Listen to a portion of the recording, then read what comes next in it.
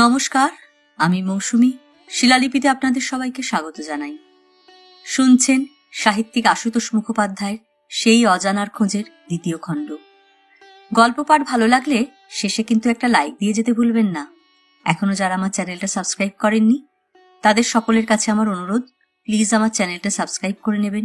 পাশে যে বেল নোটিফিকেশনটা আছে সেটা অবশ্যই প্রেস করে দেবেন। আজ শোনাবো উপন্যাসের চতুর্থ পর্ব।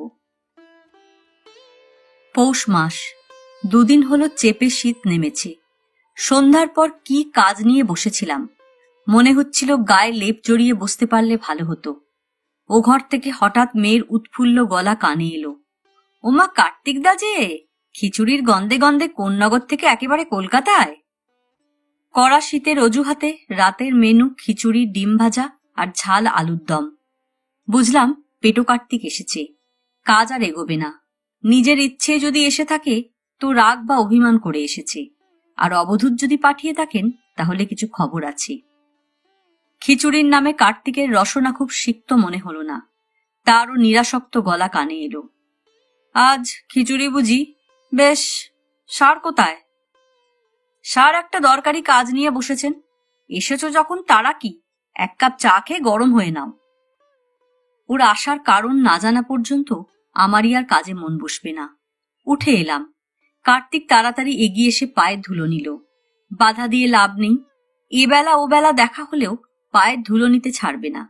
সোজা হতে মুখখানা একটু শুকনো মনে হলো। কি খবর রাত করে এই ঠান্ডার মধ্যে যে? কিছু ভালো লাগছিল না স্যার, থেকে থেকে আপনার কথা মনে হতে এসে গেলাম। তক্ষুনি বুঝলাম কিছু ঘটেছে এবং ওর মেজাজপত্র খুব ভালো নয়। জিজ্ঞেস করলাম, জানিয়ে এসেছ না না জানিয়ে? আমাকে আবার ফোন করতে হবে? পেটো কার্তিক থমকে তাকালো। রাগ বা অভিমান নয়, জবাবের সুর বিষণ্ণ। বলল, জানালেই বা কি, না জানালেই বা কি, আমার ওপর নোটিশ তো হয়েই গেছে। আমাকে তাড়াবার জন্য দুজনেই এখন এক কাট্টা। আমার মেয়াদ তো সামনের মাঘ মাস পর্যন্ত। আমি কেন? মেয়ে চায়ের কথা বলতে যাচ্ছিল, সেও হতভম্বের মতো দাঁড়িয়ে গেল। রাগ বা মান অভিমানের থেকেও গভীরতর ব্যাপার কিছু। বসো। কি ব্যাপার খুলে বলো তো? কে তাড়াচ্ছে? তোমার বাবা আর মাতাজি? তাঁরা ছাড়া পৃথিবীতে আর কাউকে আমি কেয়ার করি? এই রাইট আর কার? মোড়ায় বসল। ওর রাগের কথাও এমন যে হাসি এসে যায়। ওরা তোমাকে তাড়াতে চান? চট করে বুঝছি না বলেই যেন অসহিষ্ণু। চান মানে? আর চাওয়া চাই নেই, ফাইনাল সেন্টেন্স হয়েই গেছে। দিনক্ষণ এলেই আমাকে গলা পেতে দিতে হবে। এবারে আমি একটু সতর্ক। অবধূত বা তাঁর স্ত্রী কল্যাণী যদি কোনো কারণে বিরূপ হয়ে কোনো সিদ্ধান্ত নিয়ে থাকেন, না জেনে না বুঝে আমার প্রশ্রয় দেওয়া ঠিক হবে না। একটু বিরক্তির সুরে বললাম, ধানাই পানাই না করে কি হয়েছে সোজাসুজি বলো দেখি। ওর মুখোমুখি খাটের ওপর বসলাম। পেটো কার্তিক একটু থমকে গিয়ে মেয়ের দিকে তাকালো। সাদা অর্থ ধরে নিয়ে মেয়ে বলল, আমি চা করে নিয়ে আসি। পেটো কার্তিক ঈষৎ আবেগের গলায় বাধা দিয়ে উঠল, না দিদি, আপনি যাবেন না, আপনিও থাকুন। আপনিও তো মেয়েই, একটা মেয়ের হয়ে বিচার বিবেচনা করুন। আমার দিকে ফিরল। আর আপনি তো মস্ত লেখক স্যার, গল্প উপন্যাসে উদার হয়ে কত ছেলে মেয়ের বিয়ে দিয়েছেন ঠিক নেই। আপনিই বলুন, আমি কি একটা বিয়ে করার মতো ছেলে? কোনো মেয়ে নিজের ভিতরের ইচ্ছে আমাকে বিয়ে করতে চাইতে পারে? আমার এই পোড়া দাগের মুখের দিকে, এই জখম আঙুলগুলোর দিকে ভালো করে দেখে নিয়ে বলুন। আমি হাঁ খানিক। মেয়ের চোখ বড় বড়। আত্মস্থ হয়ে তাড়াতাড়ি দরজার কাছে এগিয়ে চেঁচিয়ে বলল, মা, কার্তিক দা এসেছে, খিচুড়ির ভাগ রেখো, আর আমাদের জন্য 3 পেয়ালা চা পাঠাও। প্রায় ছুটে ফিরে এসে ধূপ করে আমার পাশে বসল। তোমার বিয়ে এই মাঘে? সমবেদনার বদলে মেয়ের এত আগ্রহ দেখে কার্তিকের আরো আহত মুখ। ইতিমধ্যে আমি একটু সজাগ। চকিতে কিছু মনে পড়েছে। কালী পুজোর বিকেলে অবধূত বলেছিলেন, ছেলে বা মেয়ে দুজনের একজন দেখতে কুৎসিত হলেও মনের ছোঁয়া পেলে তাদের মধ্যে র্যাপোর্ট ভালোই হয়। বলেছিলেন, এই মেয়েকে নিয়ে এখন আমার সামনে সেই পরীক্ষা। মেয়ের রং চাপা, কিন্তু কুৎসিত আদৌ নয়। অতএব কুৎসিত বলতে ছেলে। মনে আছে সেই কালী পুজোর রাতে যারা উপস্থিত ছিল তাদের সকলকেই এই কারণে আমি লক্ষ্য করেছিলাম, কিন্তু তেমন কুৎসিত মুখ একটিও দেখিনি।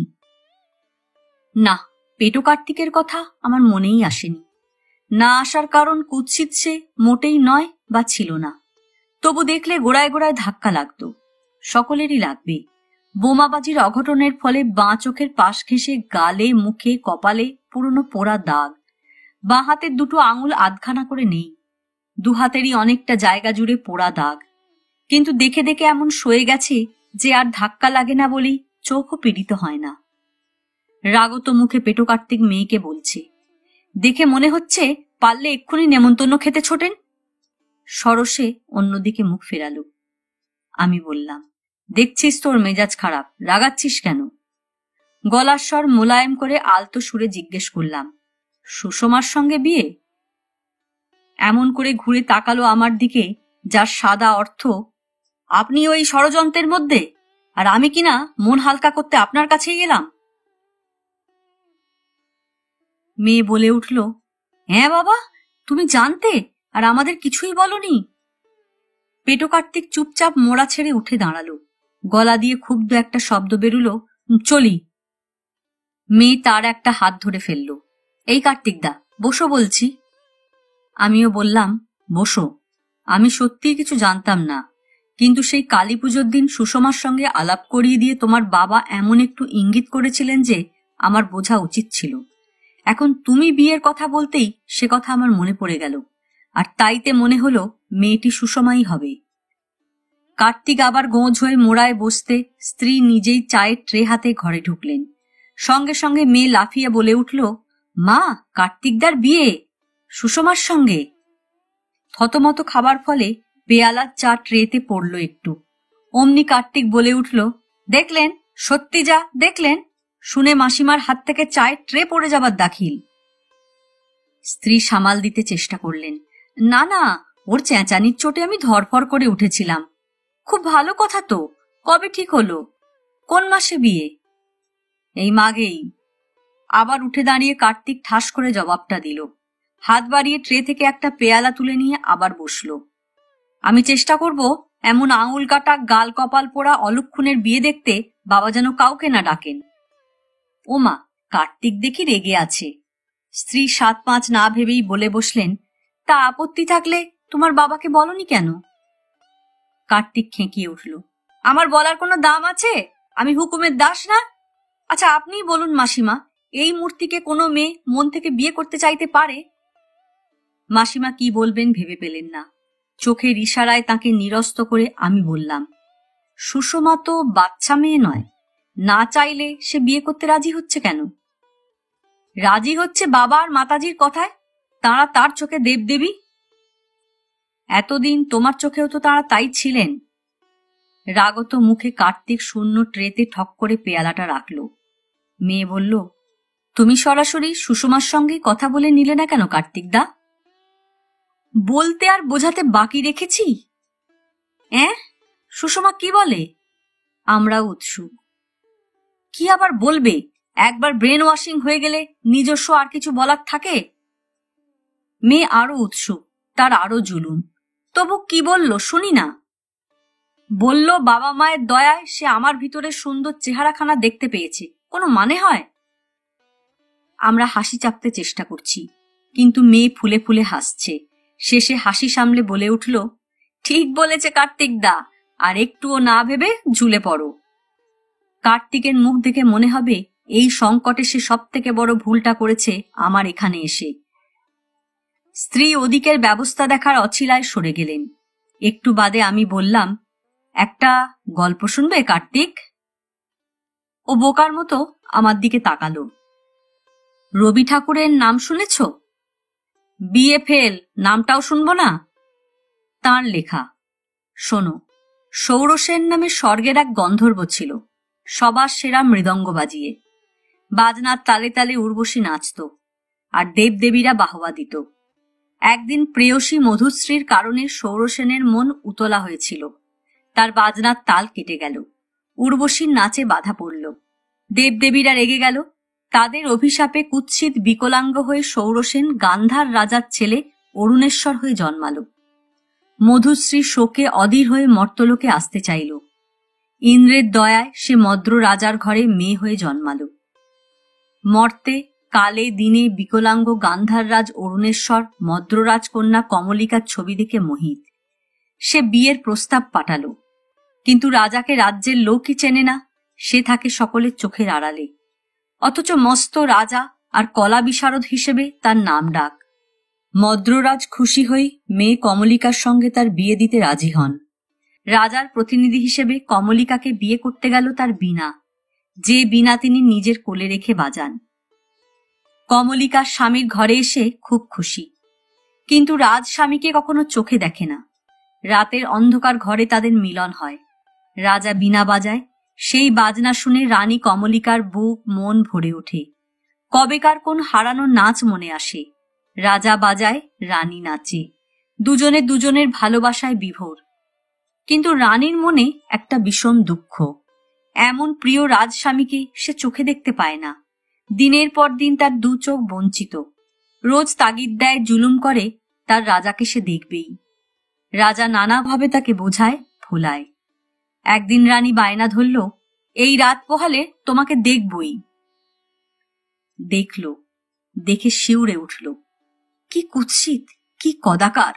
দু হাতে মুখ ঢেকে ছুটে বনে পালিয়ে গেল সে। এই নিষ্ঠুর প্রবঞ্চনা তার অসহ্য। বনের নির্জনে রাজার মৃগয়া ঘরে গিয়ে সে আশ্রয় নিল।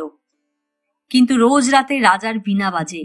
সেই বাজনা দিনে দিনে বনের ঘরের কাছে আসে। বাজনার ওই আকুতি মূর্ছনা শুনে কমলিকা পাগল হয়ে ওঠে, ছুটে যেতে চায়, কিন্তু চোখ বাধা দেয়। ওই কুৎসিতকে সে দেখবে কি করে? কিন্তু ওই বাজনার আকুল ডাক শুনে শুনে কমলিকা একদিন আর সহ্য করতে পারল না। প্রদীপ হাতে উঠে দাঁড়ালো। নিজের মনে বলল, আমি যাব, এখন আর আমার চোখ দুটোকে আমি ভর করি না। কমলিকা বেরিয়ে এলো। জন্ম জন্মান্তরের সেই নাচ আর সুরের মূর্ছনা তার বুকের তলায় বাজছে। কমলিকা রাজার কাছে এলো। বাজনা থামল। প্রদীপের আলো তুলে কমলিকা রাজার মুখ দেখল। বলে উঠল, প্রভু আমার, প্রিয় আমার, এ কি সুন্দর রূপ তোমার। মেয়ের আদ্যপান্ত জানা, সে সকৌতুকের দ্বিতীয় শ্রোতার মুখখানা দেখছিল। পেটোকার্তিক স্থান কাল ভুলে হাঁ করে আমার দিকে চেয়ে আছে। বিস্ময় বিস্ফারিত প্রশ্ন, বিকলাঙ্গ রাজার চেহারা আবার ভালো হয়ে গেল? জবাবে একটু নিজস্ব ব্যঞ্জনা মেশালাম। বললাম, এ কি ম্যাজিক নাকি যে তক্ষুনি ভালো হয়ে যাবে? আসলে কমলিকার পূর্ব স্মৃতি সব মনে পড়ে গেছে। সেই চোখ দিয়ে রাজার ভিতরের আসল চেহারাখানা দেখেছে। যথাসময় বেশ আনন্দ করে খিচুড়ি ভোজনে বসা হলো। পেটোকার্তিকের মেজাজ এখন দস্তুর মতো ভালো। মেয়ের ঠাট্টা ঠিসারায় রাগ করছে না। শোবার ঘরে ফোন বেজে উঠল। স্ত্রী বললেন, উঠতে হবে না, তোমার হলে বলে দিচ্ছি খেতে বসেছ। কিন্তু কি মনে হতে আমি উঠলাম। যা মনে হয়েছিল তাই। ওদিক থেকে চেনা পুষ্ট গলা, কার্তিক আপনার ওখানে? হ্যাঁ, যে মন মেজাজ নিয়ে এসেছিল এখন ঠান্ডা হয়ে যেতে বসেছে। অবধূতের প্রশ্ন, কি মন মেজাজ নিয়ে গেছিল? সংক্ষেপে বললাম, খেতে বসলেও আপনি ওর কানটা আচ্ছা করে মলে দিন। কাপুরুষ কোথাকার, এতদিন ছোঁক ছোঁক করে বেড়াচ্ছিল, যেই ঠিক হয়েছে এখন ঘাবড়েছে। ও ধরে নিয়েছিল একতরফা ভালোবাসার নৌকোয় ভেসে বেড়াবে। বলেন কি? ঠিকই বলি। ব্যাপারটা প্রথমে ওর মাতাজির চোখেই ধরা পড়েছে। মেয়েটা 2.5 মাস ধরে আছে এখানে। দেখা গেল কার্তিক সহজে আর বাড়ি ছেড়ে বেরোয় না। তার আগে সুষমা যখন শ্রীরামপুরে মাসির বাড়িতে ছিল আর চিকিৎসা চলছিল, কোনো কাজে কল্যাণী ওকে শ্রীরামপুর পাঠালে কি খুশি। প্রভা ঘোষকে বলেছে, পারলে বাবা আর মাতাজির কাছে ওকে একদিন অন্তত নিয়ে যাবেন। আপনি না পারেন আমি এসে নিয়ে যাব। 2 একবার এনেছে, পৌঁছে দিয়েছে। আমাকে জিজ্ঞেস করতে সাহস পায়নি। ওর মাতাজিকে বলেছে, বাবাকে তাগিদ দিয়ে ওকে তাড়াতাড়ি সারিয়ে তুলুন মা। মা বাপ মরা দুঃখী মেয়ে, এরকম দেখলে খুব খারাপ লাগে। কল্যাণী কি ঠাট্টা করতে রাগ করে বলেছে, ছেলেবেলায় বাপ মা 2 খোয়ানো কি ব্যাপার জানলে বুঝতেন। এখানে এনে রাখার পর আমাদের আড়ালে ওই সুষমার গার্জেনগিরি করত। যখন যা দরকার না চাইতে এনে দিয়েছে। ইদানিং আবার মান অভিমান হম্বিতম্বিও করত। ব্যাপার বুঝে কল্যাণী আমাকে বলেছে, দুটোই তো আমাদের এখন।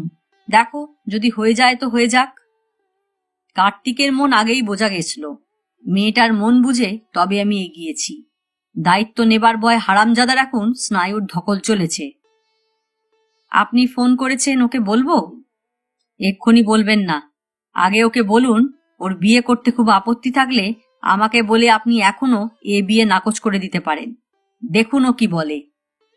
ফোন ছেড়ে বিরক্ত মুখ করে আবার খেতে বসলাম। নিজের মনেই বললাম, পাবলিশার তাগিদ দেওয়ার আর সময় পায় না। স্ত্রীর অনুযোগ, খাবার পেলে সাত তাড়াতাড়ি উঠে যাবার কি দরকার ছিল? খেতে খেতে একটু বাদে বললাম, কার্তিকের মন মেজাজ ঠান্ডা হয়েছে তো, না হয়নি? কার্তিক বলে উঠল, আবার মনে করিয়ে দিলেন স্যার খাওয়াটা মাটি করে। শোনো কার্তিক, মুখে তোমাকে যাই বলি, মনে মনে আমি সেই থেকেই ব্যাপারটা ভাবছি। বিয়ে তো একটা ছেলে খেলা ব্যাপার নয়। অন্যের ইচ্ছে বা অনুরোধে বিয়ের ঢেঁকি গেলা যায় না। তোমার বাবা চট করে আমার কথা উড়িয়ে দেন না। আমি গিয়ে তাকে বুঝিয়ে বললে হয়তো আর পিড়াপিড়ি করবেন না। পেটো কার্তিকের শুকনো মুখ ঢোক গিলে জবাব দিল, কিছু লাভ হবে না, ওরা দুজনে মিলে ঠিক করেই ফেলেছেন। কিন্তু তোমার এত আপত্তি, সেটা তো তিনি বোঝেননি। বিয়ে হয়ে গেলে আর তো সেটা ফেরানো যাবে না। একবার চেষ্টা করে দেখতে অসুবিধে কি? কাল তোমার সঙ্গেই চলে যাব ভাবছি। পেটোর মুখের দিকে চেয়ে হাসি চাপা দায়। বড় একটা নিঃশ্বাস ফেলে বলল, থাকবে স্যার, আমার অদৃষ্টে যা আছে তাই হবে। তাই বাবা মায়ের আশীর্বাদ বলে মাথা পেতে নেব। মেয়ে জোর দিয়ে বলে উঠল, এটাই খুব ভালো কথা। আমার কথা তার বিরক্তির কারণ হচ্ছে বুঝতে পারছি। দুই এক গড়াস জঠরে চালান করে এবারে ধীরে সুস্থে বললাম, একটু আগে ওই ফোন অবধূত করেছিলেন। তিনি বললেন এক্ষুনি তোমার কান ধরে আচ্ছা করে মলে দিতে। এই বিয়েতে কেন তাঁরা এগিয়েছেন তাও বলেছেন। পেটো কার্তিকের দু চোখ বিস্ফারিত খানিক, তারপর হড়বড় করে বলল, মাসিমা, আর খিচুড়ি খেয়ে কাজ নেই, উঠি আমি, এক্ষুনি কোন্নগর রওনা হব। স্ত্রীর ভ্যাবাচাকা খাওয়া মুখ। কি হলো, এসব বলে ছেলেটার তুমি খাওয়া নষ্ট করছো কেন? বললাম, ওর পাতে ডবল খিচুড়ি দাও। এই বিয়ে কেন হচ্ছে সেটা শুনেই এরকম বলছি। কার্তিকবাবু একতরফা প্রেমে হাবুডুবু খাচ্ছিল, সেটা ধরতে আর বুঝতে পেরেই ওর বাবা আর মাতাজি এই ব্যবস্থা করেছেন। এখন দায়িত্ব ঘাড়ে চাপছে বলে ঘাবড়াচ্ছে। পেটো কার্তিক লজ্জায় অধবদন। মেয়ে কোনো রকমে হাসি সামলে দাবরানি দিয়ে উঠল, কার্তিক দা, খেতে শুরু করো বলছি, নইলে মাকে বলবো তোমাকে খাইয়ে দিতে। সুষমার প্রেমে পড়ে তোমার হাবুডুবু খাওয়ার রাইট আছে, আবার এখন ঘাবড়ে যাওয়ার রাইটও আছে। বলতে বলতে নিজেই হেসে অস্থির। খাওয়া দাওয়া চুকে যাবার পর কার্তিক এক ফাঁকে বলল, আপনার সঙ্গে নিরিবিলিতে কয়েকটা কথা ছিল স্যার। ওকে নিয়ে লেখার ঘরে এসে বসলাম। বলো। একটু ইতস্তত করে পেটো কার্তিক বলল, আমি একটু নার্ভাস হয়েছি সত্যি কথা, কিন্তু আরো বেশি নার্ভাস হয়েছি অন্য কারণে। বাবা আর মাতাজির মতিগতি ঠিক বুঝতে পারছি না।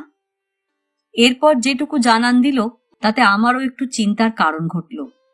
বিয়ের পর ওদের কোন্নগরে বাবার বাড়িতে থাকতে দেওয়া হবে না।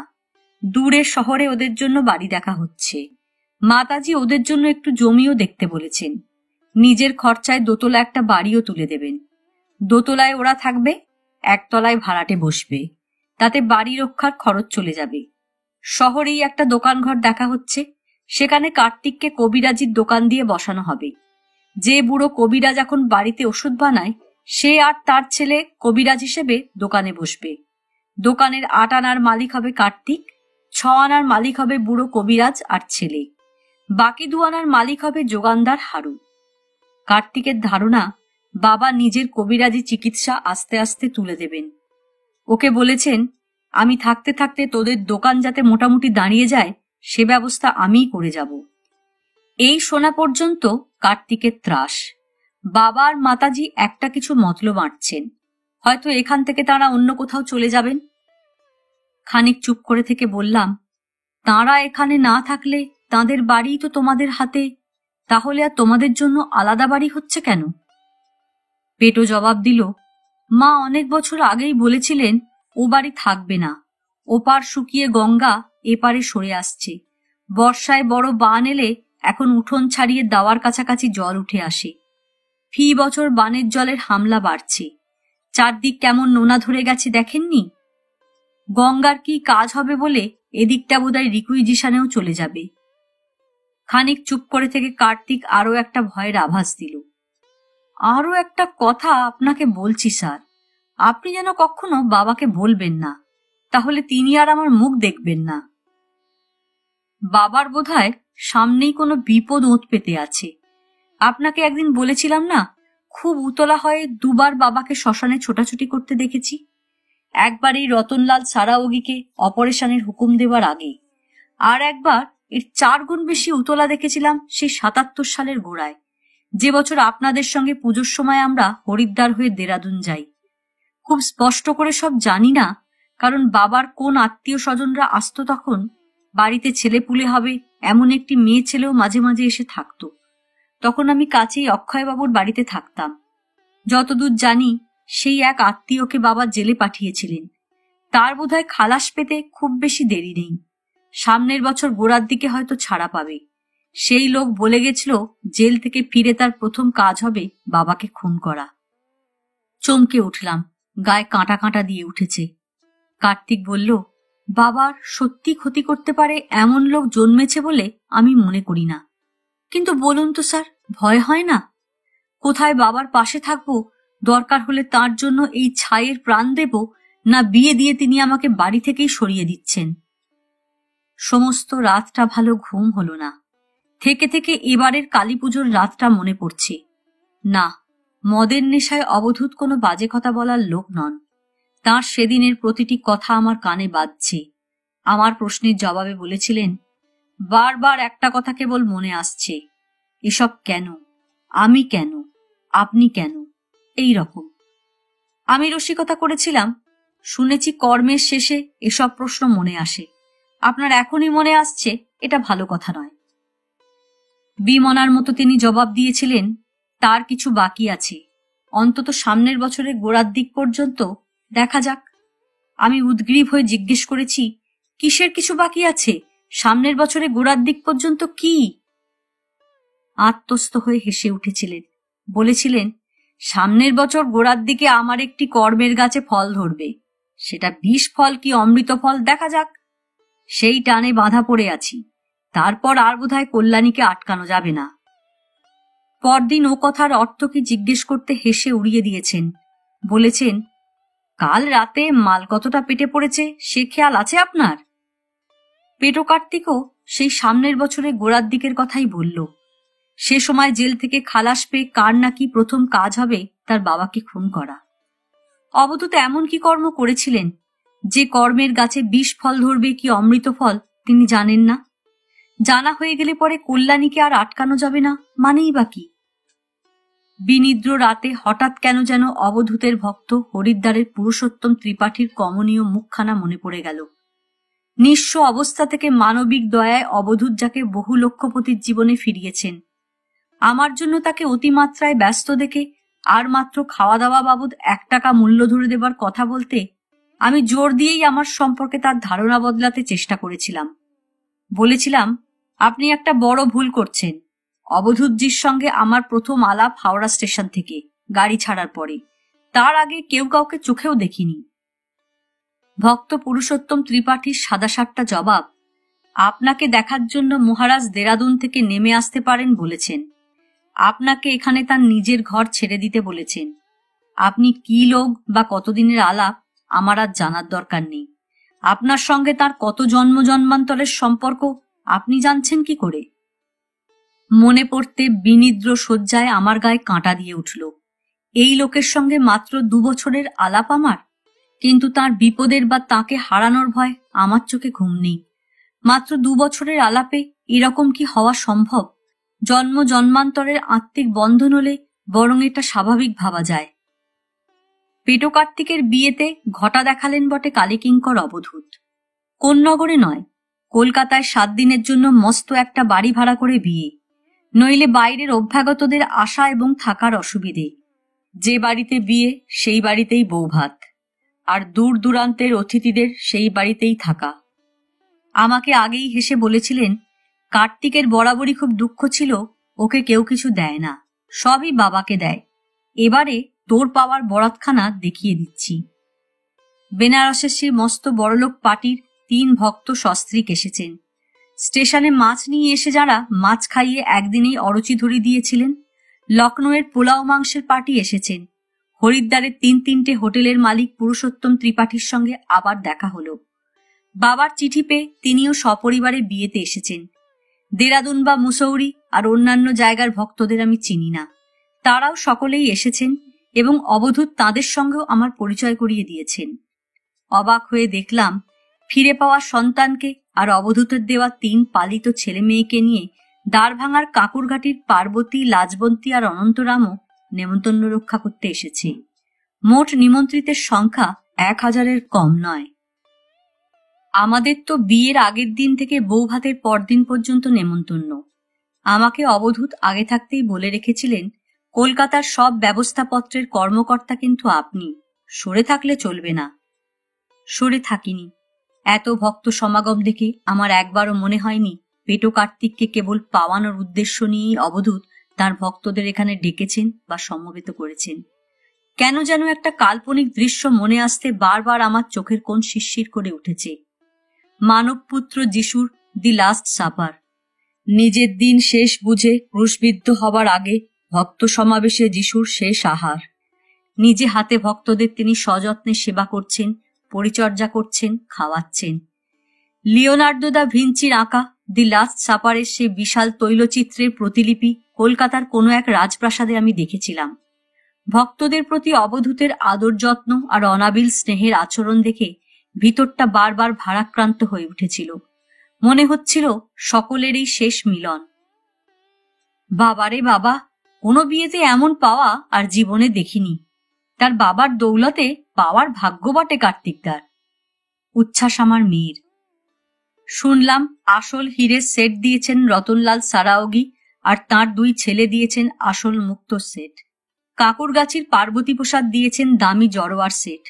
বেনারসের পার্টি দিয়েছেন প্রত্যেকে 1খানা করে দামি বেনারসি শাড়ির সঙ্গে বেশ ভারী ওজনের একটা করে গয়না।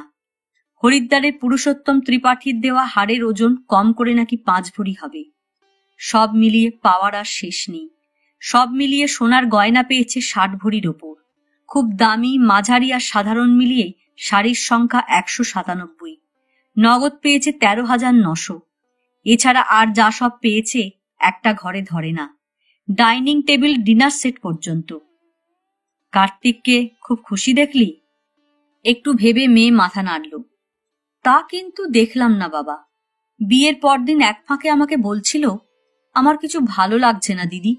বাবার কথা স্যারকে যা বলে এসেছিলাম স্যার যেন তা না বলেন। আপনি সর্বদা তাকে বাবার সঙ্গে যোগাযোগ রাখতে বলবেন। কি বলেছিল বলো তো বাবা?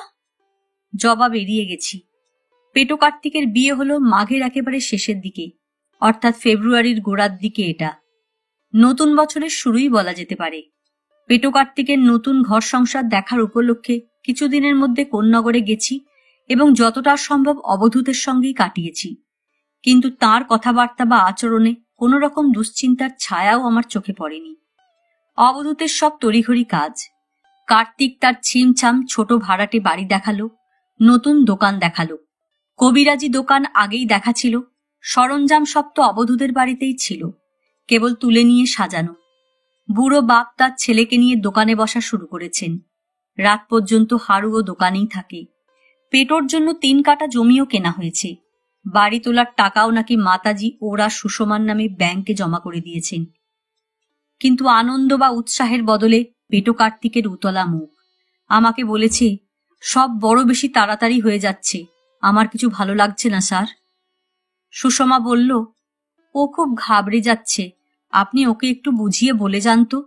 বাবা মা আমাদের বিপদে ফেলার মতো কিছু একটা করবেন, এ কখনো হয় নাকি? কার্তিককে বোঝাবো কি? আমার নিজেরই একটু ভাবনা ধরে গেছে। অবধূতের কাছে এসে তাকে জেরা করতে ছাড়িনি। আপনাদের ব্যাপারখানা কি? সব ছেড়ে ছুড়ে বিভাগী হবার মতলবে আছেন নাকি? কি ছাড়লাম? অবাক অবাক মুখ। আপনি আর রোগীর চিকিৎসা করবেন না? কেন করব না? প্রেসক্রিপশন করে ওষুধের জন্য কার্তিকের দোকানে পাঠাবো, আর দোকানের কবিরাজও ইন্ডিপেন্ডেন্ট প্র্যাকটিসের সুযোগ পাবেন। ওদের দুজনেরই পসার বাড়বে। আমার ব্যবসা বুদ্ধি কম ভাবেন নাকি? হাসতে লাগলেন। কার্তিকের বিয়েখানা কেমন দিলাম দেখলেন না? দেখলাম। ভাবলাম জিজ্ঞেস করে বসি, লাস্ট সাপার নয় তো? বললাম না। তার বদলে জিজ্ঞেস করলাম, এখন যেমন আছেন তেমনি চলবে না কোনো প্রোগ্রাম আছে? হেসে জবাব দিলেন, আমার কোনোদিনই কোনো প্রোগ্রাম ছিল না। ঘটনার সাজে ডাক পড়লে সাড়া দিতে হবে, নয়তো যেমন আছি তেমনিই থাকব। শিগগির কোনো ঘটনার সাজে ডাক পড়বে আশা করছেন? মিটিমিটি হাসতে লাগলেন। এমন সময় কল্যাণী এদিকে আসতে গম্ভীর, যেন লক্ষ্য করেননি এইভাবে আমার দিকে চেয়ে জবাব দিলেন, আর আমি কিছু আশাও করব না, কোনো কর্তৃত্ব নিজের হাতে রাখব না। এখন থেকে আমি সর্বদা আমার স্ত্রীর অনুগত হয়ে চলব ঠিক করেছি। কল্যাণী ভ্রুভঙ্গি করে প্রসঙ্গ বুঝতে চেষ্টা করলেন, তারপর মন্তব্য করলেন, বরাবরই অনুগত হয়ে চলেছে, বাকি আছে বুড়ো বয়সে। অবধূত আমাকেই সালিশ মানলেন। বিবেচনা করে দেখুন, আরে যৌবন ধর্মে 5 দিকে ছোটাছুটি করতে পারি, 5 জনের অনুগত হতে পারি, কিন্তু বুড়ো বয়সে তো কেবল তুমিই ভরসা। কল্যাণীও হাসি মুখে আমাকেই বললেন, এটা নালিশ, বুঝলেন তো? সমস্ত জীবন ছেড়ে দিয়ে এখন একটু রাষ্ট্রানার দিকে চলেছি বলে ঠেস দেওয়া হচ্ছে। আচ্ছা, আপনিই বলুন, সবকিছুতেই একটা রিটায়ারমেন্টের সময় থাকা উচিত নয়? আপনিও কি লেখার থেকে কোনোদিন রিটায়ার করবেন না? অবধূতের গম্ভীর মন্তব্য, রবীন্দ্রনাথ রিটায়ার করেননি। কল্যাণীর মুখে আরো সপ্রতিভ হাসি। বলে ঠকলে, সেভাবে চিন্তা করলে ত্রৈলঙ্গ স্বামী, শ্রীরামকৃষ্ণ, বামাখ্যাপা, বিবেকানন্দ কেউ রিটায়ার করেননি। খুব ভালো কথা, তুমিও এদের রাস্তাই ধরো। স্বীকার না করে পার নেই, মহিলাকে দেখলে ভালো লাগে, চুপ করে থাকলে ভালো লাগে, কথা বললেও ভালো লাগে। ফেব্রুয়ারি শেষ হয়ে মার্চ গড়াতে চলেছে। বলা নেই কওয়া নেই, সকাল 10টায় সুষমাকে নিয়ে পেটো কার্তিক আমার বাড়িতে এসে উপস্থিত। ওকে অবশ্য বলা ছিল বউ নিয়ে একদিন যেন আমার বাড়িতে আসে, কিন্তু আসার খবরটা অবধূতের ওখান থেকে একটা ফোন করতে পারত, ডাকে একটা চিঠিও ফেলে দিতে পারত। নতুন বউটা প্রথম এলো, আমি তক্ষুনি বাজারে যাবার জন্য ব্যস্ত হলাম। সেটা বুঝেই কার্তিক আমাকে চোখের একটু ইশারা করল। খানিক বাদে ওকে নিয়ে আমার ঘরে এসে বসতে বলল। আপনি আমাদের জন্য একটুও ব্যস্ত হবেন না, ঘরে যা আছে তাই খাবো। বাবা আর মাতাজি জানেন আপনি আমাদের অনেকবার করে ডেকেছেন বলেই আজ আসছি, কিন্তু আসলে দুশ্চিন্তায় পাগল হয়ে আমি আপনার কাছে ছুটে এসেছি। আমার মনে হয় বাবার সামনে বিপদ, আপনার এখানে বসে থাকা চলবে না। সঙ্গে সঙ্গে আমারও ভিতরে উৎকণ্ঠার দাপাদাপি। কেন, কি হয়েছে? যে আত্মীয়কে 5 বছর আগে বাবা জেলে পাঠিয়েছিলেন, সে হয়তো শিগগিরই ছাড়া পেতে চলেছে। মাকে ধরে পড়তে তিনিও বললেন কিছুদিনের মধ্যেই ছাড়া পাবে। সে বলে গিয়েছিল জেল থেকে বেরুলে তার প্রথম কাজ হবে বাবাকে খুন করা। তা বাবা কিছু বলছেন? বলছেন না, তিনি যা করছেন দেখেই আমার হাত পা ভিতরে সেঁধিয়ে গেছে। কি করছেন তিনি? গতকাল গিয়ে দেখি ভিতরের দাওয়ায় বসে বড় একটা পরিষ্কার ন্যাকড়া আর কি তেল দিয়ে ঘষে ঘষে একটা রিভলভার ঝকঝকে করে তুলছেন। চামড়ার পাতের মতো খাপে রিভলভারের গোটাকত গুলিও দেখলাম। রিভলভার? আমিও আঁতকে উঠলাম। রিভলভার তিনি কোথায় পেলেন? কি করে জানবো? ও সময় আমাকে দেখেই তো বিরক্ত। ধমক লাগালেন, এরকম কাজের মন হলে ব্যবসার 12টা বাজতে বেশি সময় লাগবে না। আমি নির্বাক খানিক। তোমার মাতাজিকেও চিন্তিত দেখলে? তেনাদের মুখ দেখে কিছু বোঝা যায়, তবু একটু গম্ভীরই মনে হলো। ভিতরের ভয় আর আবেগে কার্তিক অস্থির হয়ে উঠল। কাতস্বরে বলল, বাবার বিরাট বিরাট অবস্থার সব ভক্ত আছেন, আমি তাদের সকলকে দেখেছি, কিন্তু আপনার মতো বন্ধু তার একজনও নেই। আপনাকে তিনি কত শ্রদ্ধা করেন, কত ভালোবাসেন, সে কেবল আমিই অনুভব করতে পারি। আপনি স্যার তাঁর কাছে যান, কিছুদিন তাকে আগলে রাখুন। আমি এসে আপনাকে এরকম বলেছি জানলে আমাকে হয়তো জুতো পেটা করবেন। করুন, তবু আপনি যান স্যার। আমার মন বলছে বাবার সামনে ভয়ঙ্কর বিপদ। আমার বুদ্ধিশুদ্ধি লোপ পাওয়ার দাখিল। অবধূত রিভলভার প্রস্তুত রেখে আত্মরক্ষার জন্য তৈরি হচ্ছেন, এ কি কারো কল্পনা করতে পারার কথা? এই ল অ্যান্ড অর্ডারের যুগে খুন, জখম, হত্যা কিছু কম হচ্ছে না। কিন্তু সেটা যাদের মধ্যে সীমাবদ্ধ, অবধূত তো তাদের কেউ নন। আত্মরক্ষার জন্য রিভলভার প্রস্তুত না রেখে তিনি আগে থাকতে পুলিশের সাহায্য নিচ্ছেন না কেন? পুলিশের হোমরা চোমরাদের মধ্যে অনেকে তাঁর ভক্ত, এ তো কার্তিকের বিয়ের সময় নিজের চোখেই দেখেছি। আগেও জানতাম। খাতিরের জোরেই পেটো কার্তিককে নিয়ে পুলিশের হাত থেকে রক্ষা করতে পেরেছিলেন। বউ নিয়ে কার্তিক বিকেলে চলে গেল। আমি পরদিন সকালে ট্রেনে রওনা হলাম। সঙ্গে ছোট সুটকেসে খান কয়েক জামা কাপড় আর কিছু প্রাত্যহিক প্রয়োজনের সরঞ্জাম। বাড়িতে বলে গেলাম, ফিরতে দিন কতক দেরি হলে কিছু ভেবো না, অবধূতকে টানতে পারলে একটু পুরী ঘুরে আসার ইচ্ছে। বাড়িতে এর বেশি কিছু বলা সম্ভব নয়। অবধূতকে কেউ হত্যা করার জন্য আসতে পারে, আত্মরক্ষার জন্য তিনি রিভলভার নিয়ে প্রস্তুত হয়েছেন, আর তার মধ্যে আমি গিয়ে পড়ছি জানলে বাড়ির আত্মজনদের আহার নিদ্রা ঘুচে যাবে। অবধূত বাইরের বারান্দার চেয়ারে বসেছিল। কল্যাণী ওদিকে ফিরে তাকে কি বলছেন। বাঁশের ছোট গেটের সামনে রিক্সো দাঁড়াতে দুজনেই ফিরলেন। সুটকেস হাতে আমাকে রিক্সো থেকে নামতে দেখে দুজনেই বেশ অবাক। ওদের মুখ দেখে উল্টে আমারই অস্বস্তি এখন। কার্তিকটার পাল্লায় পড়ে আমি বড় বেশি ব্যস্ত হয়ে পড়লাম কিনা কে জানে, কারণ দুজনের কারো মুখে উদ্বেগের ছায়া মাত্র নেই। দাওয়ায় উঠতে অবধূতি প্রথম বলে উঠলেন, রিক্সোয় চেপে সুটকেস হাতে, কি ব্যাপার? সপ্রতিভ জবাব দিলাম, ব্যাপার মতিভ্রম। হাওড়া স্টেশনে এসে দূরের যে কোনো টিকিট কাটার বদলে কোন্নগরের টিকিট কেটে বসলাম, আশা যদি সঙ্গী পাই। অবধূত আরো অবাক। কোথায় যাবেন ঠিক না করেই শুধু একটা সুটকেস নিয়ে বেরিয়ে পড়েছিলেন? পুরনো দিনের অভ্যাস ঝালানোর ঝোঁক চাপল। লেখাপত্র নেই এখন, সকাল কাটে তো দুপুর কাটে না। কল্যাণী দেবী তো এখন রিটায়ারমেন্টের পক্ষে, কিন্তু মুখে বললে তো হবে না, প্রমাণ চাই। চলুন তিনজনে মিলে দিন কয়েক কোথা থেকে ঘুরে আসি। কল্যাণীর আয়ত চোখে এখনো একটু বিস্ময় চেয়ে আছেন। অবধূত গম্ভীর বললেন, তিনজনে তো আর মেলা হয় না। আপনি ইচ্ছে করলে কল্যাণীকে নিয়ে যেতে পারেন, আমার আপত্তি নেই। এমন স্থূল রসিকতায়ও কল্যাণীর মুখ লাল হতে দেখলাম না। আমার দিকেই চেয়েছিলেন। এবারে ফিরলেন, তুমি ওর কথা বিশ্বাস করছো? অবধূতের নির্লিপ্ত জবাব, আমি হাবাগোবা মানুষ, যে যা বোঝায় তাই বুঝি, তাই বিশ্বাস করি। তুমি যখন করো না, বেরিয়ে একটা রিক্সা নিয়ে দোকান থেকে কান ধরে কার্তিককে এখানে নিয়ে এসে যা ব্যবস্থা করার করো। হেসে উঠলেন, আরে মশাই, মিথ্যে কথা বলার সময় যুধিষ্ঠিরেরও আপনার মতো ধরা পড়া মুখ হতো কিনা সন্দেহ। আপনি দেখি তার থেকেও কাঁচা। হাল ছেড়ে ধূপ করে সুটকেসটা মাটিতে ফেলে চেয়ার টেনে বসে বললাম, ঘাট হয়েছে, আর কোনোদিনও চেষ্টা করব না। কেবল একটা কথা বিশ্বাস করতে পারেন, সেই কালী পুজোর রাতে আপনি আপনার কর্মের গাছে বিষ ফল কি অমৃত ফল ফলে দেখার অপেক্ষায় আছেন শোনার পর থেকে আমি অস্বস্তির মধ্যে আছি। কার্তিকের বিয়ের পর থেকে আপনাদের জন্য আমার অস্বস্তি আরো বেড়েছে। আর কাল কার্তিকের মুখে যা শুনলাম, সমস্ত রাত আমার ঘুম হয়নি। তাই সত্যিই একটা দুরাশা নিয়ে বেরিয়ে পড়লাম, যদি আপনাদের টেনে নিয়ে কোথাও বেরিয়ে পড়তে পারি। শুধু অবধূত নয়, কল্যাণীর মুখখানাও অপূর্ব কমনীয় মনে হলো। দুজনেই আমার দিকে চেয়ে আছেন।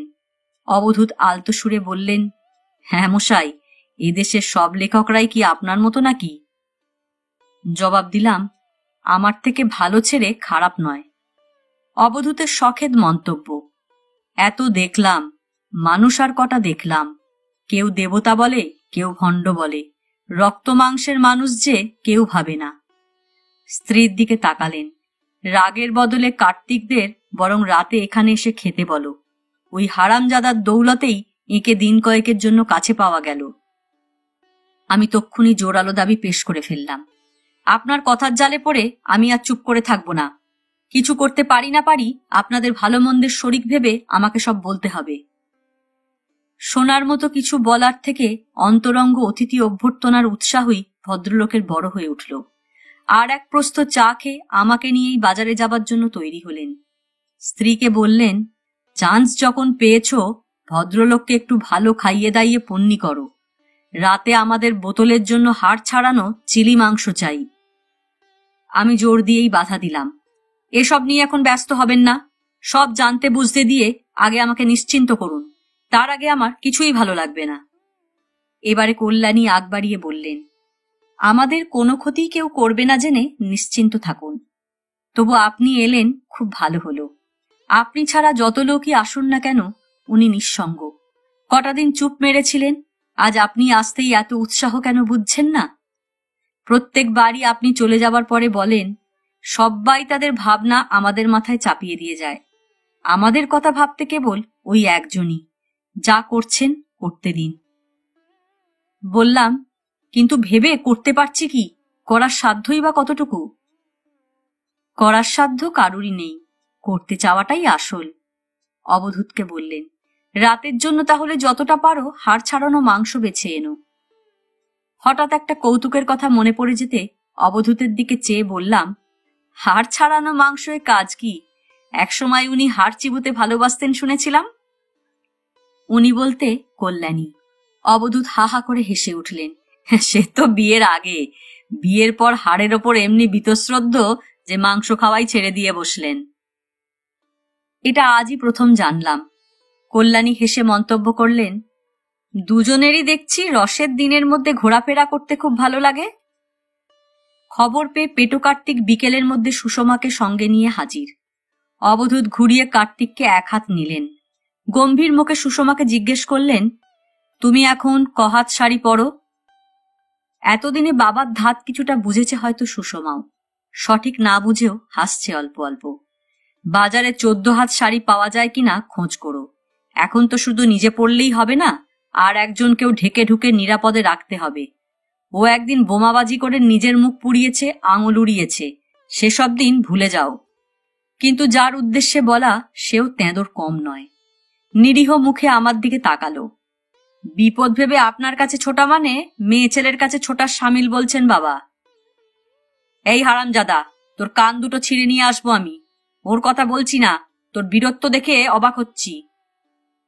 রাত 8টা নাগাদ অবধূত আমাকে নিয়ে বসেছেন। দুজনের এক প্রস্থ করে গেলাস খালি হতে উনি দ্বিতীয় প্রস্থ রেডি করে কার্তিক আর সুষমাকে খাবার তাড়া দেবার জন্য উঠে গেলেন। ওদের সাইকেল রিকশার জন্য 6-7 মিনিট পথ হাঁটতে হবে।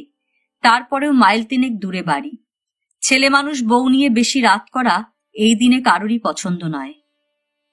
দুপুরের ভারী খাওয়ার পর ড্রিঙ্কের সঙ্গে চাট হিসেবে এখনো যা এসেছে আর আসবে, তাতেই আমাদের রাতের আহার শেষ হবে, এ কথা কল্যাণীকে আগেই জানিয়ে দেওয়া হয়েছে। কার্তিক তাকে তাকে ছিল বোধহয়।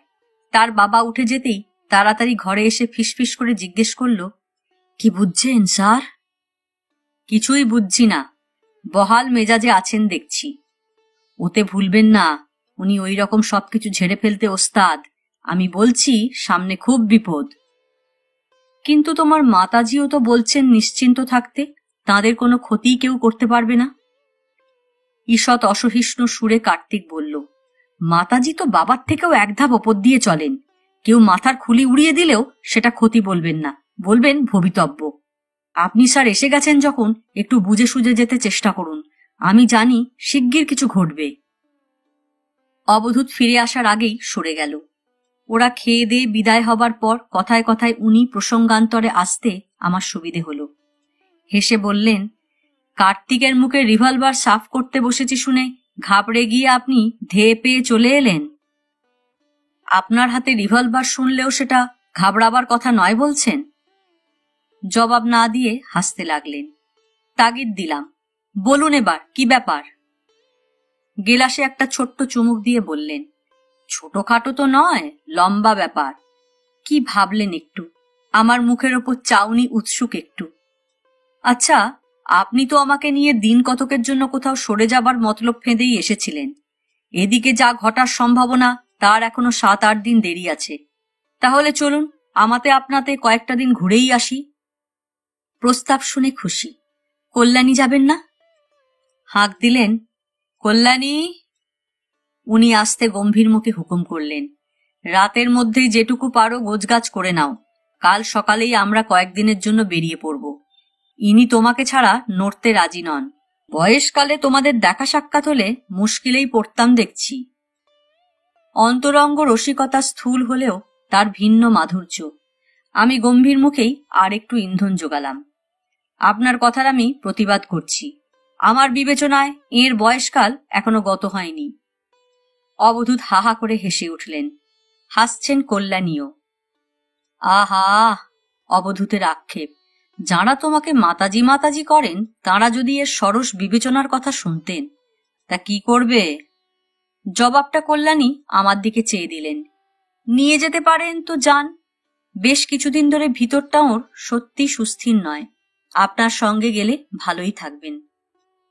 আমরা তো যাচ্ছি, প্রশ্ন আপনাকে নিয়ে। উনি খুব ভালো করেই জানেন এখান থেকে আপাতত আমি এক পাও নড়ছি না। অবধূতের গম্ভীর মন্তব্য। আপাতত শব্দটা মার্ক করবেন। কল্যাণী তাঁর দিকে ফিরলেন। কোথায় যাবে ঠিক করেছ? অবধূত জবাব দিলেন, প্রথমে তারাপীঠ, তারপর বক্রেশ্বর। আমার দিকে তাকালেন। আপত্তি নেই তো? একটুও না।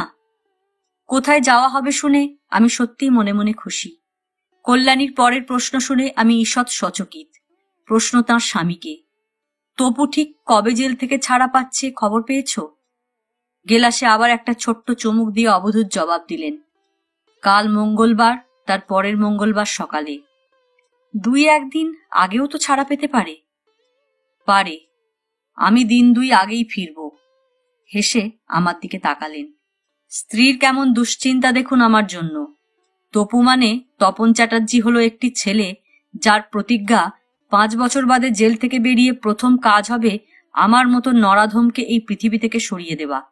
সেই প্রতিজ্ঞা রক্ষার জন্য সে যদি আসে কেন, আসবেই। উনি তাই বলির পাঁঠার মতো আমাকে আগে থাকতে এনে প্রস্তুত রাখতে চাইছেন। আমার চোখে শঙ্কা উঁকিঝুঁকি দিয়েছিল কিনা জানি না। কল্যাণী হেসে বললেন, কেন ভদ্রলোককে মিছিমিছি ভাবাচ্ছ? সঙ্গে সঙ্গে সায় দিয়ে অবধূত বললেন, হ্যাঁ, ভাবনার কি আছে? কার্তিকের মুখে তো শুনেছেন আমিও রিভলভার সাফ করে তাতে গুলি পুড়ে প্রস্তুত হয়ে আছি। কল্যাণী হাসতে হাসতে চলে গেলেন। তক্ষুনি বুঝলাম এদের মনে কোনো রকম শঙ্কার ছিটে ফোটাও নেই। বোতলের তরল পদার্থ খুব একটা কাজ করল না। ঘুম আসতে দেরি হয়ে গেল। বিছানায় শুয়ে আমি কিছু মনে করতে চেষ্টা করছিলাম। মাত্র মাস কয়েক আগে কিছুটা স্বেচ্ছায় খবরের কাগজের অফিসের চাকরি থেকে রিটায়ার করেছি। যতদিন ছিলাম পদস্থ একজনই ছিলাম। প্রায় টানা 30টা বছর সংবাদ জগতের সঙ্গে যুক্ত ছিলাম। তাই কোনো বড় খবর স্মৃতির বাইরে চলে যাওয়ার কথা নয়। এই রক্তক্ষয়ের যুগে যা মনে করতে চেষ্টা করছি তা অবশ্য খুব বড় খবর নয়। তবু যেন ধুধু মনে পড়ছে বছর 5-5.5 আগে কাগজে একটা খবর বেরিয়েছিল। কলকাতার কাছাকাছি কোনো এক জায়গায় একজন গৃহী সাধক তাঁর আশ্রিত এক খুনিকে পুলিশের হাতে সঁপে দিয়েছিল, যার বিরুদ্ধে শুধু 1st ডিগ্রি মার্ডার নয়, মেয়ে অপহরণ ও ধর্ষণ, লুট, আরসান আর নানান রকম অ্যান্টি সোশ্যাল অ্যাক্টিভিটিরও অভিযোগ ছিল। সন বা বছর মনে পড়ল না। পেটো কার্তিক অবশ্য বলেছিল 77 সালের গোড়ার দিকের ঘটনা।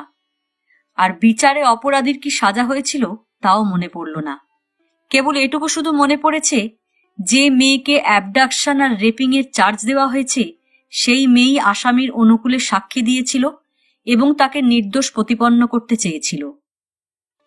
পরদিন সকালে আমরা রামপুর হাটে। অবধূত আমাকে তার শ্বশুরবাড়ি অর্থাৎ মোহিনী ভট্টাচার্যের বাড়ি দেখালেন, যেখানে ছেলেবেলা থেকে কল্যাণী বড় হয়েছেন। বিয়ের পরও অনেকবার কল্যাণীকে নিয়ে শুধু এই এক জায়গাতেই এসেছেন শুনলাম। ভট্টাচার্য মশাই অনেককাল গত, তাই ওদের ওখানকার আকর্ষণও শেষ।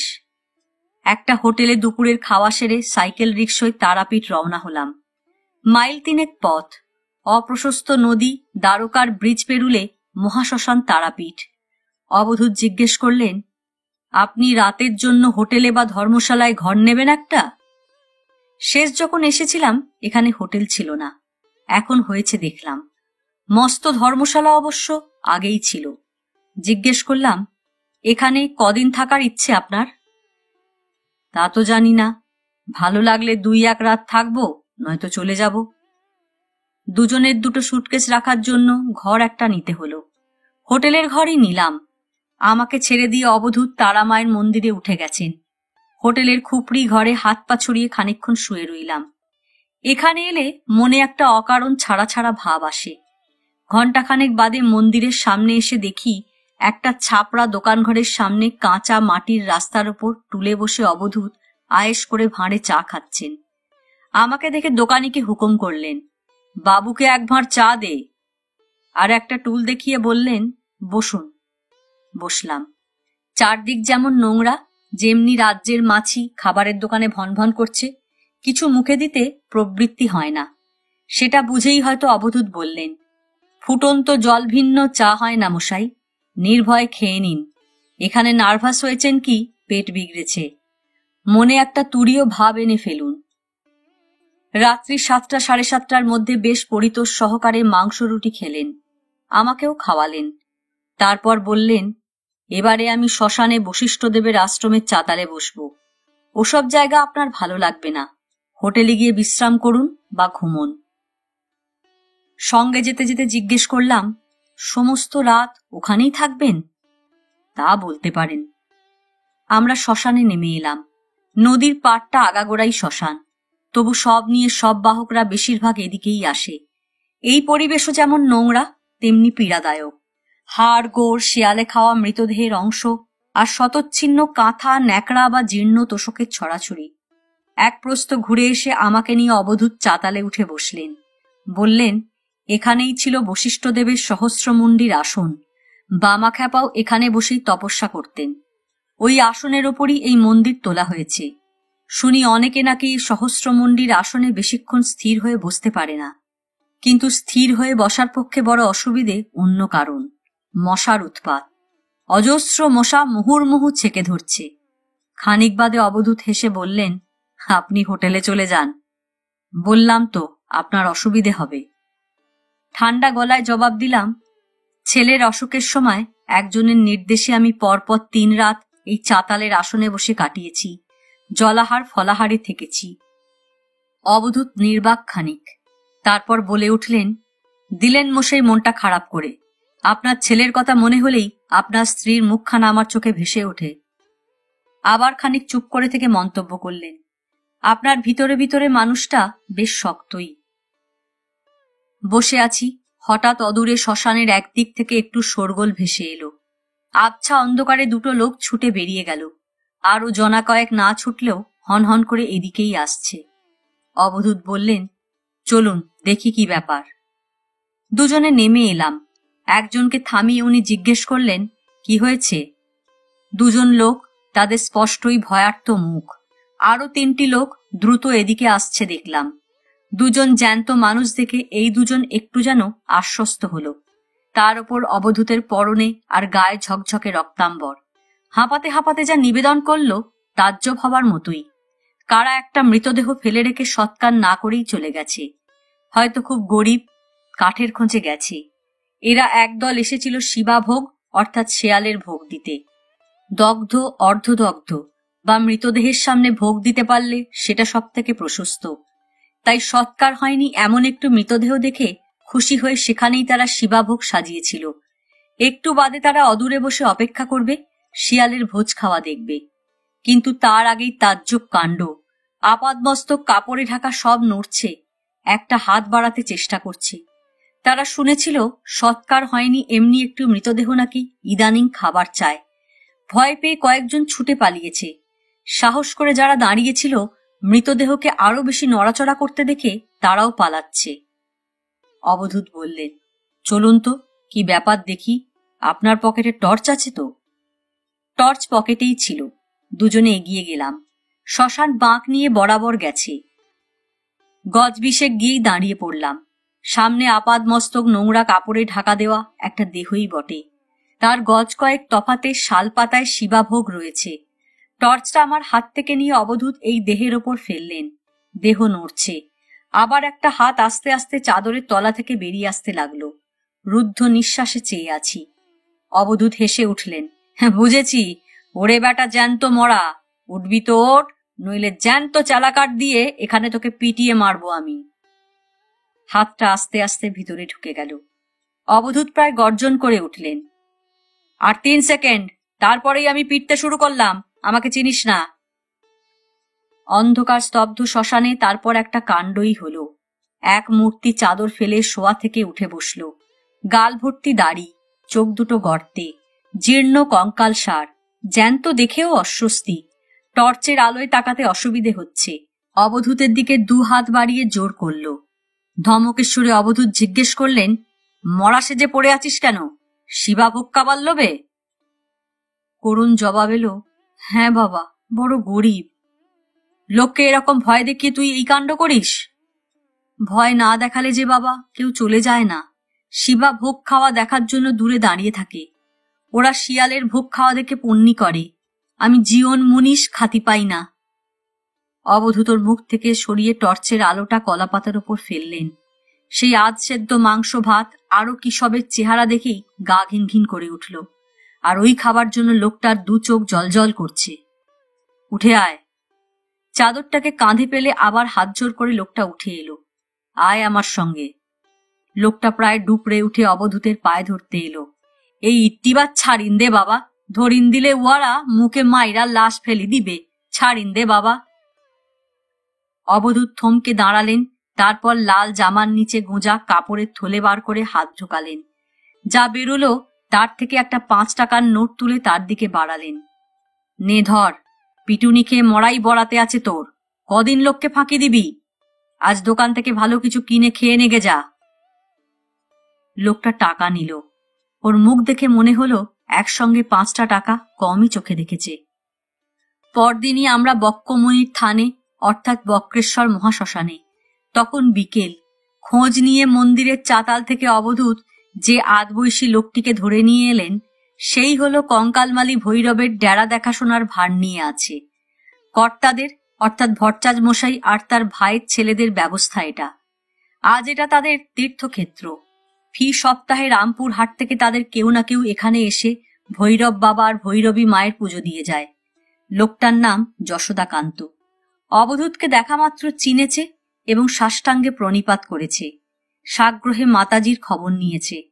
জোয়ান বয়সে 2 বার কলকাতা গেছিল আর মাতাজির সঙ্গে দেখা করেছিল বলল। বড় দুঃখ ছিল একবারও বাবার সঙ্গে দেখা হয়নি। আমাদের নিয়ে এসে ডেরার সামনে এসে দাঁড়াতে অবধূতের মুখের অদ্ভুত পরিবর্তন দেখলাম। গম্ভীর শুধু নন, তার প্রাণ মন যেন নিজের কাছে নেই। প্রথমে দাওয়ায় মাথা কপাল ঠেকিয়ে প্রণাম করলেন। তারপর দাওয়ায় উঠে সোজা উপর হয়ে শুয়ে মেঝেতে কপাল রেখে পড়ে রইলেন প্রায় মিনিট খানেক। উঠলেন। যশোদাকান্ত সামনের ঘরের শিকল নামাতে বাইরে পা রেখে আবারও ঘরের মেঝেতে উপর হলেন। এবারে মিনিট 2। পরিবেশ গুণ আর এখানকার অনেক কিছু অবধূতের মুখে শোনা বলেও হতে পারে এক অননুভূত ভাবের আবেগে আমিও নির্বাক। বিকেলের আলোয় তখনও টান ধরেনি। ঘরে ধূপ ধুনো দেবার ব্যবস্থা দেখলাম। সামনের দেয়ালে জটাজুটোধারী ত্রিশূল হাতে দীর্ঘাঙ্গ এক নগ্ন তান্ত্রিকের মস্ত ছবি টাঙানো। বলা বাহুল্য ইনি কঙ্কালমালী ভৈরব। সোনার সঙ্গে মেলে। দেখে মনে হবে এই পৃথিবীর ওপরেই ক্রুদ্ধ বীতশ্রদ্ধ, কিন্তু চোখ দুটো ঝকঝকে। হাতখানেক দূরে অবধূতের পরমিষ্ট ভৈরবী মা অর্থাৎ কল্যাণীর মা মহামায়ার ছবি টাঙানো। দুজনের মাথার ওপরে মস্ত কালির ছবি। অবধূত একে একে ছবির পায়ে কপাল ঠেকিয়ে প্রণাম করলেন। আমিও করলাম। তারপর দুজনকে ভালো করে দেখায় মন দিলাম। হ্যাঁ, এই ভৈরবী মাও অপূর্ব সুন্দরী বটে। কিছুটা কল্যাণীরই মুখের আদল, কিন্তু বেশবাসের জন্য হোক বা মাথার চুল চূড়ো করে বাঁধার জন্য হোক, আমার অন্তত মনে হলো তুলনা করলে কল্যাণীকেই বেশি সুন্দরী বলতে হবে। অবধূত একবার এঁকে দেখছেন, একবার ওঁকে। মনে পড়ল বাইরে উগ্র রাগী এই কঙ্কালমালী ভৈরবকে নাকি কল্যাণী শিব ঠাকুর বলে ডাকতেন, আর তাই শুনে মহাভৈরব গলে যেতেন। 18-19 বছরের কল্যাণীর ভিতরে ঢোকার আগে জিজ্ঞেস করতেন, শিব ঠাকুর ঠিকঠাক মতো আছো? ভেতরে ঢুকবো? সঙ্গে সঙ্গে ভিতর থেকে খুশি ঝরা দরাজ গলা শোনা যেত, আমি ঠিকঠাক মতোই আছি, তোর অসুবিধে হলে একটু দাঁড়া, বাঘছালটা কোমরে জড়িয়ে নি। আর একবার কল্যাণী জন্মাষ্টমীর দিনে এই মহাতান্ত্রিককে ফুলের মুকুট, চূড়ো আর বাঁশি দিয়ে সাজাতে এসেছিল। বলেছিল আমার হাতে পড়ে তুমি আজ মুরলীধর হবে। কঙ্কালমালী ভৈরব হাহা হেসে বলেছিলেন, ঠিক আছে, সাজা। তারপর থেকে রাধিকা হয়ে আমার কোলে বসে আমার সঙ্গে বাঁশি ধরতে হবে। যা ডবকাখানা হয়েছিস। রাধিকাও এমন ছিল না।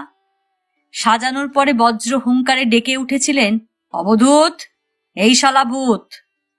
অবধূত ভিতরে ঢুকে দেখেন ভৈরব বাবাকে সত্যি ফুল সাজে সাজানো হয়েছে। ফুলের মালা, ফুলের বালা, ফুলের বাজুবন্ধ, মাথায় শিখি চূড়া, হাতে বাঁশি।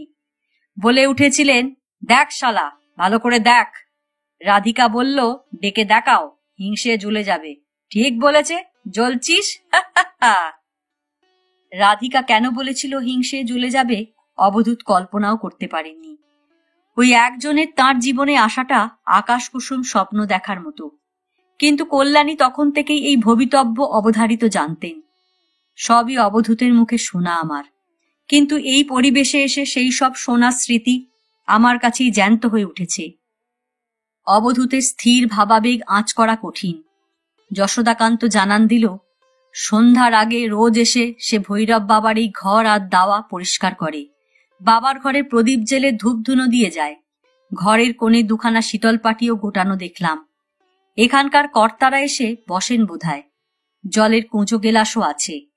প্রায় আধ ঘন্টা বাদে বাইরে এসে অবধূত বললেন, বিয়ের আগে পর্যন্ত আমি এই দাওয়াতেই থাকতাম, এখানেই 3 রাত থাকব, আপনার তো অসুবিধে হবে। জবাব দিলাম, আমি থাকার জন্য আপনার অসুবিধে না হলে আমার অসুবিধে হবে না। হাসলেন, খুশিও হলেন মনে হয়। যশোদাকান্তকে জিজ্ঞেস করলেন, হোটেল থেকে আমাদের দুজনের রাতের খাবার এখানে দিয়ে যেতে পারবে? যা বলবেন এনে দেব। ঠিক আছে, আমরা একটু ঘুরে আসি। তুমি তোমার কাজ সারো, আর রাত 8টা নাগাদ আমাদের খাবার দিয়ে যেও। বলা টলা কিছু নেই। রুটির সঙ্গে মাছ, মাংস, তরকারি যা পাও নিয়ে আসবে। শীতল পাটি দুটো বাইরে পেতে রেখো, কুঁজোয় যেন জল থাকে। কিছু টাকা ওর হাতে দিয়ে অবধূত আমাকে নিয়ে শ্মশানে বেড়াতে বেরুলেন। তার গুরু কঙ্কালমালী ভৈরব যেখানে বসতেন সেই জায়গাটা দেখালেন। সেখানেও কপাল টেকিয়ে প্রণাম করলেন। সন্ধ্যায় লোকালয়ের দিকে এলেন। এদিক সেদিক হয়ে একটা নির্জন জায়গায় এসে দেখি সামনে একটা দিশি মদের দোকান। বেপরোয়ার মতো ঢুকে পড়ে দুটো সিল করা পাইট কিনলেন। বলা বাহুল্য, নির্জলা দিশি। বেরিয়ে এসে বললেন, ঘাবড়াচ্ছেন কেন? যে দেশের যা, খাসা জমবে দেখবেন। ফিরে এসে দেখি বাইরের দাওয়ায় পাটি পেতে যশোদাকান্ত আমাদের অপেক্ষায় দাঁড়িয়ে আছে। বললেন, শেয়াল টেয়াল এসে টেনে নিয়ে যাবে, তাই যেতে পারছিলাম না। ঠিক আছে, ভালো কথা। আগে দুটো মাঝারি সাইজের ভাঁড়, এই ধর টাকা খানেকের ছোলা সেদ্ধ, কয়েকটা কাঁচা লঙ্কা, কিছু আদা কুচি, একটা পাতিলেবু আর খানিকটা নুন দিয়ে যাবে। মনে হলো উদ্দেশ্য বুঝেই লোকটা চলে গেল। আমি মন্তব্য করলাম, যে দেশের যা। না তো কি। তিনি এখন নিজের মেজাজে। এই জিনিসের ওপর দিয়েই দাঁড় ভাঙার কমলা গঙ্গার ধারে কাঁকুরঘাটির মহাশ্মশানে আমার 3 বছর কেটেছে মশাই। কিন্তু অভিজ্ঞতার অভাবে আমি তো নার্ভাস হচ্ছি। সঙ্গদোষে সব ঠিক হয়ে যাবে। পার্টিতে বসে বোতল দুটো সামনে রাখলেন। নিজের গায়ের জামা খুলতে খুলতে বললেন, জামা খুলে ফেলুন, গরম লাগছে, ঘরে হাত পাখাও আছে বোধহয়। যশোদাকান্ত আসুক। সত্যি বেশ গরম লাগছে। যে ঘরে ঢুকতে লোক ভয়ে কাঁপত, যশোদাকান্তর অপেক্ষায় না থেকে আমি অনায়াসে সেই ঘরে ঢুকে গেলাম। একটাই হাত পাকা আছে, সেটা এনে বসলাম। সরঞ্জাম নিয়ে যশোদাকান্ত আধ ঘন্টার মধ্যেই ফিরল। অবধূত হুকুম করলেন, ভাঁড় দুটো ভালো করে ধুয়ে দিয়ে যাও, আর জলের কুঁচোটাও বাইরে রেখে যাও। যাবার আগে যশোদাকান্ত বলে গেল, ঘন্টা দেড়েক বাদে আমাদের রাতের খাবার দিয়ে যাবে, মাংসও পাওয়া যাবে। অবধূত বললেন, ভেরি গুড, এসো। দিশি জিনিসের গন্ধটা আমার ভালো লাগছে না, কিন্তু অবধূত দেখলাম নির্বিকার। স্কচ, হুইস্কি আর মাংসের চাট যে পরিতৃপ্তি নিয়ে খান, এই দিশি বস্তু আদা, ছোলা, কাঁচা লঙ্কা আর নুন সহযোগে সেই পরিতৃপ্তি নিয়ে খেয়ে চলেছেন।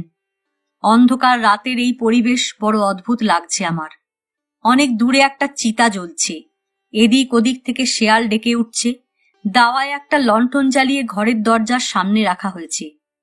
পুরনো দিনের কথাই বেশি বলছিলেন অবধূত। রোগীরা কতদূর পর্যন্ত লাইন করে দাঁড়াতো, ভৈরবীমা কোথায় কিভাবে বসতেন, তার চোখের দৃষ্টি এমন ছিল যে কত লোক ভাবত ওই চোখ দিয়েই মা অর্ধেক রোগ তুলে নিচ্ছেন। অবধূতকে নিয়ে কল্যাণী কতভাবে তার মায়ের সঙ্গে ঝগড়া করার ফিকির খুঁজে বেড়াতো, ইত্যাদি। প্রথম পাইট শেষ হবার পর দ্বিতীয় বোতল খোলা হতে আমি জিজ্ঞেস করলাম, বিয়ের পর আপনি এখানে মোটে আসেননি? গোড়ায় কল্যাণীকে নিয়ে বছরে 2-1 বার রামপুরহাট আসতাম, তখন 2-1 ঘন্টার জন্য এখানেও ঘুরে যেতাম। সেই দাওয়ায় বসে এক রাত কাটিয়েছি সেই 61 সালে, আরো 22 বছর আগে, আমার 6 বছরের ছোট বৈমাত্রেয় ভাই সুবীর শুভুকে নিয়ে।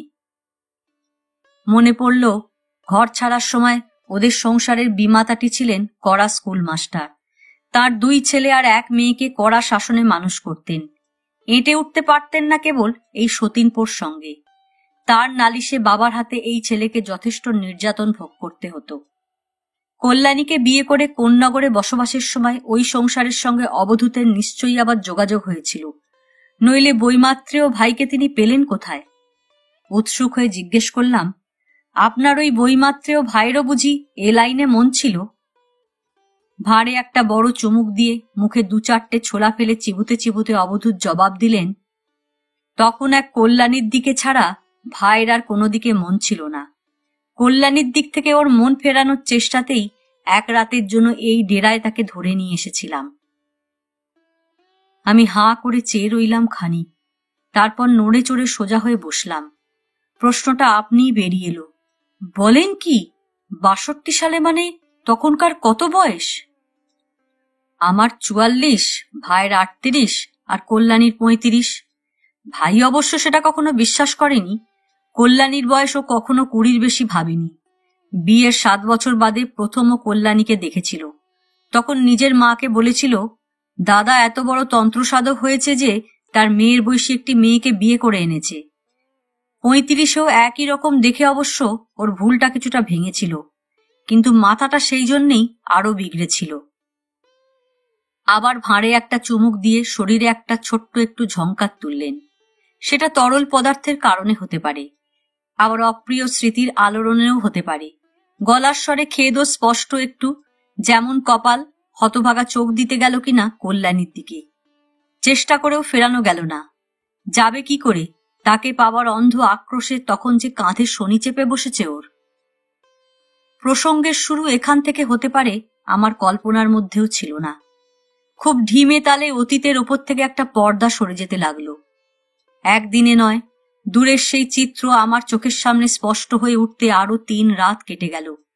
তার কারণ রাত না হলে অবধূতকে ঠিক বলার মুডে পাওয়া যায় না।